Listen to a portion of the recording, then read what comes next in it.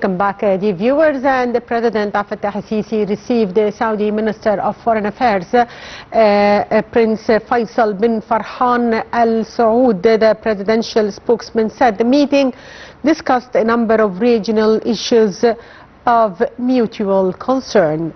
He said the two sides confirmed the shared viewpoints with regards to reaching peaceful solutions to crises in the region. The meeting stressed the need to preserve the unity and sovereignty of countries, especially in Sudan, Yemen, Somalia and Gaza. The meeting also focused on, and now we are joined over the phone by Dr. Hassan Wagih, Professor of International Relations at Al-Azhar University. Good afternoon, Dr. Hassan. Good afternoon. So, sir, Egypt and Saudi Arabia enjoyed strong relations through decades at all levels. So how do you assess the significance of the foreign minister's visit to Egypt within bilateral ties? Of course, this visit reflects the importance of the strategic relationship between Egypt and Saudi Arabia. Yes. And of course, we share everything with them. Even we share the existence of these crises that you have already mentioned in Gaza, in Red Sea, in Sudan, in Somalia. So all of these are files that really are scrutinized by negotiators and strategic cooperation between the two countries. So, Dr. Hassan, also the meeting tackled a number of regional issues of mutual concern, including the situation in Gaza, Sudan, Yemen and Somalia. To what extent do you see the common shared viewpoints between the two sides on reaching peaceful solutions to crises in the region?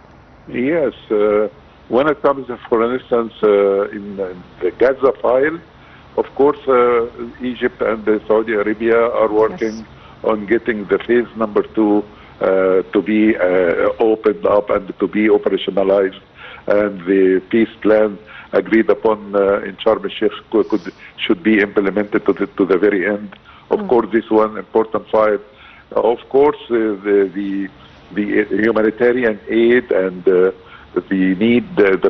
bad needs of the Palestinians should be met.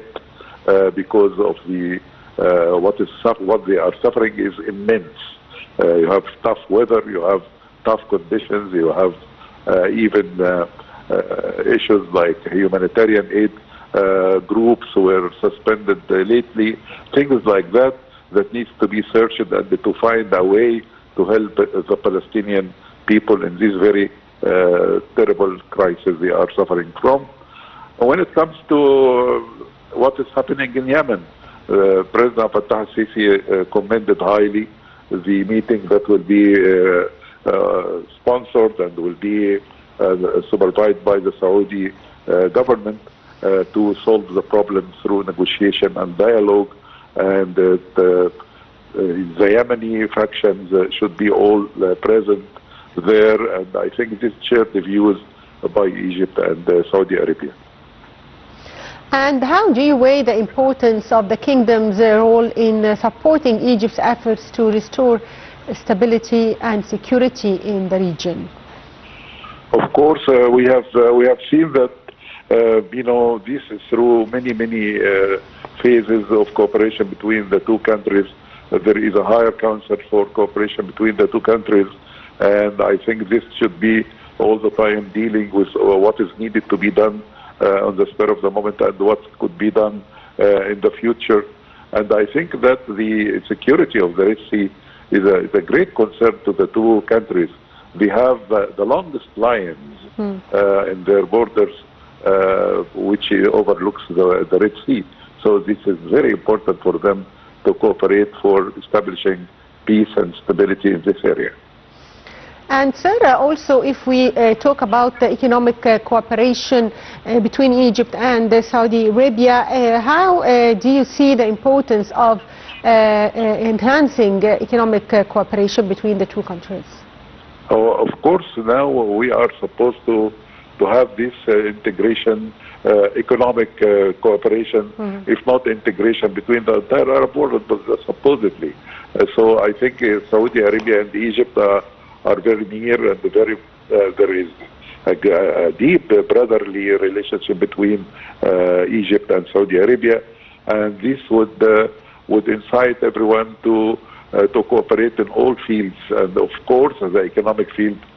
Economy is the most important thing in this world today, and it even causes crises, as you have seen in many parts of all over the world. So cooperation is extremely important, and the strategic cooperation economically and in other fields should be there. It is there between Egypt and Saudi Arabia, but it should be enhanced, of course.